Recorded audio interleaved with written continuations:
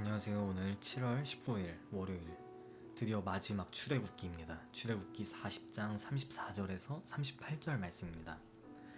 구름이 회막이 덮이고 여호와의 영광이 성막에 충만하매 모세가 회막에 들어갈 수 없었으니 이는 구름이 회막 위에 덮이고 여호와의 영광이 성막에 충만함이었으며 구름이 성막 위에서 떠오를 때에는 이스라엘 자손이 그 모든 행진하는 길에 앞으로 나아갔고 구름이 떠오르지 않을 때에는 떠오르는 날까지 나아가지 않았으며 낮에는 여호와의 구름이 성막 위에 있고 밤에는 불이 그 구름 가운데 있음을 이스라엘의 온 족속이 그 모든 행진하는 길에서 그들의 눈으로 보았더라. 아멘. 정말 가슴이 웅장해지는 말씀입니다. 최근 성막 건설에 대한 말씀을 보며 예배에 대해 묵상 중입니다. 공동체와 예배에 대해 묵상을 하며 저의 예배의 모습을 다 잡고 있습니다. 다 잡고 있는 것에서 더 이상 생각이 나아가진 않았습니다. 예배가 회복되면 주님께서 어떠한 방식으로든 임재하실 것이라고 믿었을 뿐입니다. 하지만 오늘 말씀을 통해 예배가 회복되면 어떠한 현상이 일어나는지에 대한 하나님의 가르침이 느껴집니다. 성막이 완성되자 여호와 하나님의 영광이 임합니다. 예배가 회복되면 여호와 하나님의 영광이 임할 것이라는 말씀처럼 느껴집니다.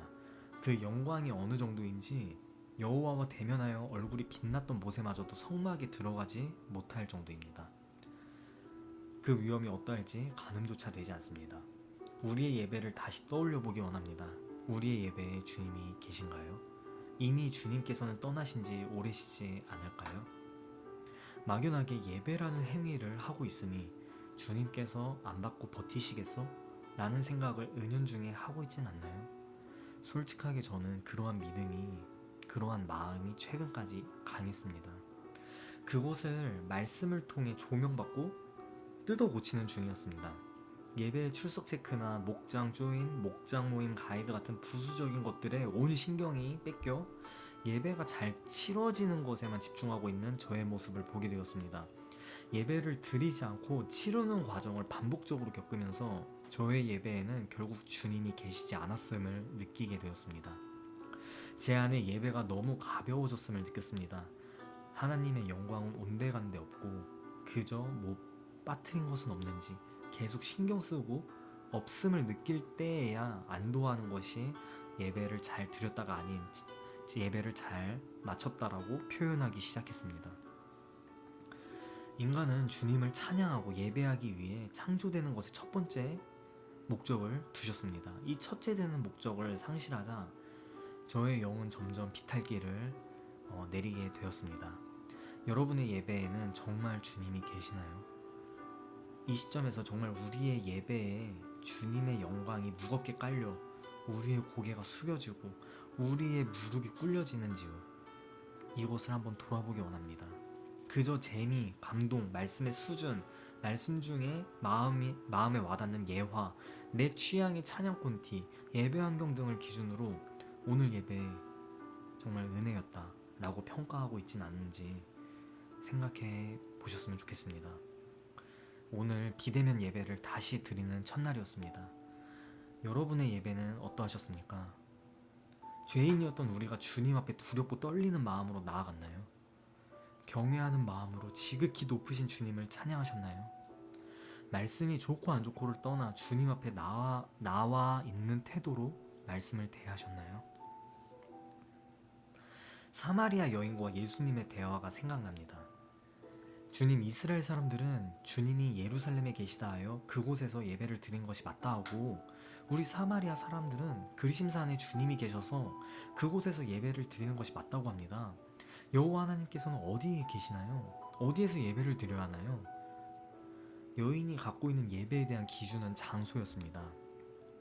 예수님께서는 이에 대한 대답으로 사마리아 사람들은 알지 못하는 것에게 예배를 한다고 말씀하셨습니다. 예수님께서 가르치신 예배의 기준은 바로 예배를 받는 그 대상이었습니다. 비대면, 대면으로 인해 나의 예배가 더 잘 드려지고 더 못 드려지는 것은 주님 앞에서 소용없는 핑계입니다. 예배를 치르는 기준, 예배를 잘 듣는, 잘 보는 것은 내가 어떠한 느낌을 받았는지가 기준이 됩니다.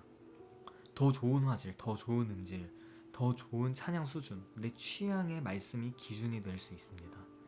하지만 예배를 드리는 기준에서는 나의 어떠한 쾌적함과 취향이 아닌 대상이 본질이 됩니다. 받는 대상이 존재해야 비로소 우리도 드렸다는 종결 어미를 사용할 수 있습니다. 우리는 어떠한 분에게 예배를 드리고 있습니까? 아니, 예배를 하나님께 드리는 시간이라는 생각조차 못하고 있지는 않은지요.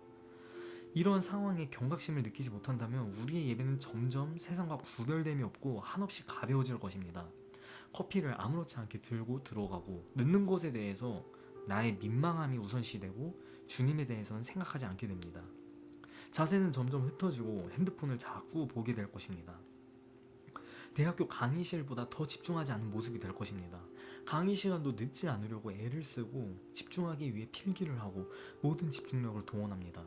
세상과 구별되어야 하는 가장 중요한 예배의 모습이 오히려 세상의 어떠한 대중연설, 강의보다 더 성숙하지 못한 모습이 되고 있다는 것은 정말 우리가 그리스도인으로서 안타깝게 여겨야 하는 현실입니다. 거룩함, 구별됨을 잃어버리고 세상과 융화된, 아니 세상에서도 손가락질하는 기독교는 아무런 매력이 없을 것입니다. 예수님께서 사마리아 여인에게 말씀하십니다.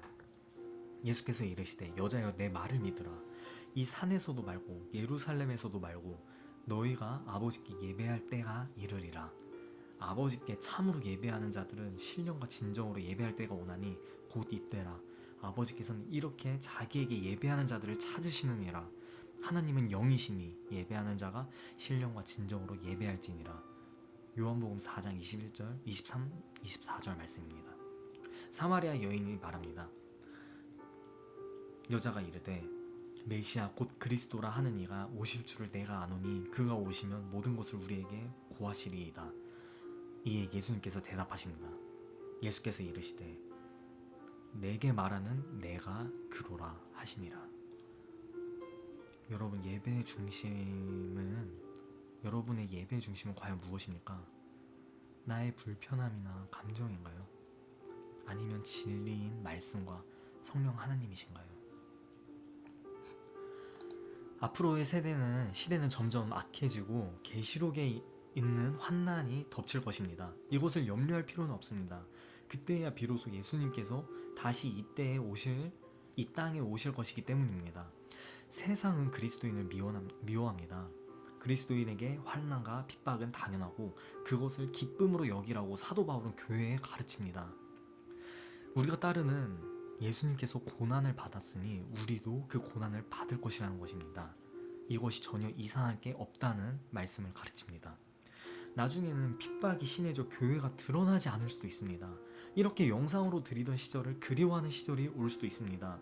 지금 우리가 대면 예배를 당연하게 드렸던 그 시절을 회상하며 그리워하듯이 앞으로는 이 시절을 회상하며 그때라도 다시 돌아온다면 하고 회상할 때가 올 수도 있습니다. 중국처럼 숨어서 예배를 드리고 찬양의 가사를 소리내어 부르지 못할 수도 있습니다. 중국 하면 기독교가 원래 핍박받았던 국가처럼 생각할 수도 있는데 기독교가 융성했던 국가입니다. 중국에서는 요일을 세는 몇 가지 방법이 있습니다. 그중 하나가 예배를 기준으로 세는 방법입니다. 지금도 요일을 셀 때 일요일을 예배일로 부릅니다. 발음으로는 리바이 TN이라 합니다. 월요일을 예배 후 1일이라 하여 리바이 2, 화요일을 예배 후 2일이라고 하여 리바이 얼, 수요일을 예배 후 3일이라 하여 리바이 산, 이렇게 요일을 세는 단위의 예배로 기준을 잡았고 지금도 이것이 사용이 되는 정도입니다. 우리도 현재는 이렇게나마 예배를 드리는 것이 조금 불편한 정도이지만 우리의 앞으로가 저렇게 되지 않을 거란 보장이 없습니다. 계시록이나 예수님의 가르침을 보면 마지막 때가 점점 다가올수록 예배를 드리기 힘든 상황들이 거세질 것이라 가르쳤기 때문입니다. 부르신 곳에서 나는 예배하네. 어떠한 상황에도 나는 예배하네. 이 찬양의 가사처럼 우리가 산속에 있든 광야에 있든 지하에 있든 내 방에 있든 예배당에 있든 예배를 드릴 수 있는 예배자로 거듭나기 바랍니다. 성막에 주님의 영광이 임재하자 주님께서는 구름기둥과 불기둥으로 이스라엘 백성들을 인도하십니다. 아멘. 우리의 예배가 진정으로 주님 앞에 드려지고 주님의 영광이 우리 공동체에 임재할 때 주님께서 우리를 이끄실 줄 믿습니다. 이러한 시국 가운데 어떻게 이 공동체를 이끌어 위기를 잘 헤쳐나갈 수 있을까 하던 고민에 대한 주님의 답이라 믿습니다. 가장 중요한 본질이 세워지고 우리가 진정한 예배자로 세워질 때 주님의 이끄심이 분명히 있을 줄 믿습니다. 가장 중요한 부분이 해결되지 않았는데 이끄심을 바란다는 것은 말이 되지 않는다고 생각합니다. 회복이 아닙니다. 우리의 예배가 주님께서 받으실 만한 모습으로 이전과 다르게 바로 세워지기 원합니다. 우리가 드리는 예배의 대상을 인지하고 경외함으로 예배에 대한 우리의 마음가짐이 달라지기 바랍니다. 바로 세워질 때에 주기도문에 주님의 나라가 임하시오며 이 기도가 미스바 안에서 이루어질 줄 믿습니다. 주님의 영광이 구름기둥, 불기둥으로 이끄신 것처럼 우리 공동체가 나아갈 방향을 제시해 주실 줄 믿습니다. 네, 기도로 마치겠습니다. 주님, 이 시간 나의 예배의 모습을 돌아봅니다. 일요일 날 치러야 할 습관적 의식에 지나고 있진 않았는지 생각해 봅니다. 주님, 회개하기 원합니다. 예수님께서 말씀하신 것처럼 모르는 곳에 예배를 하고 있었습니다. 나의 예배 안에 주님은 계시지 않았습니다. 주님을 생각조차 하지 못했고 그저 흘러가는 마음에 잠깐 실려있을 뿐이었습니다. 여러 가지 환경을 따지며 예배를 평가했습니다. 찬양, 말씀, 분위기, 사람을 기준으로 예배에 영향을 줬습니다. 주님, 이 시간 예배의 진정한 주인이 누구인지 다시 되새기기 원합니다. 마치 내가 예배의 주인인 것처럼 행세했다면 용서해 주세요. 그리고 주님만이 예배의 주인 되심을 마음속 깊이 새기기 원합니다. 어떠한 상황에서도 주님을 예배할 수 있는 예배자가 되기 원합니다. 주님께서 찾으시는 그 한 예배자가 되기 원합니다. 예배의 자리에 임재하신 주님을 떠올리며 나의 모든 마음을 집중하여 주님을 부르기 원합니다. 겸손하고 낮은 마음으로 주님 앞에 엎드리기 원합니다. 그 한 예배자와 주님의 자비하심으로 예배 가운데 주님의 임재가 있기 원합니다. 우리의 예배가 다시 주님께로 향할 때 주님께서 우리 공동체 가운데 계시고 우리를 다시 인도해 주실 줄 믿습니다. 월요일의 시작입니다. 우리의 일터, 가정, 그 어디에서든 주님을 부르게 하시고 기도하게 하시어 주님과 동행하는 우리가 되기 원합니다. 성령 하나님, 우리를 도와주세요. 감사합니다. 예수 그리스도 이름으로 기도드립니다. 아멘. 네, 여기서 오늘 큐티 마치겠습니다.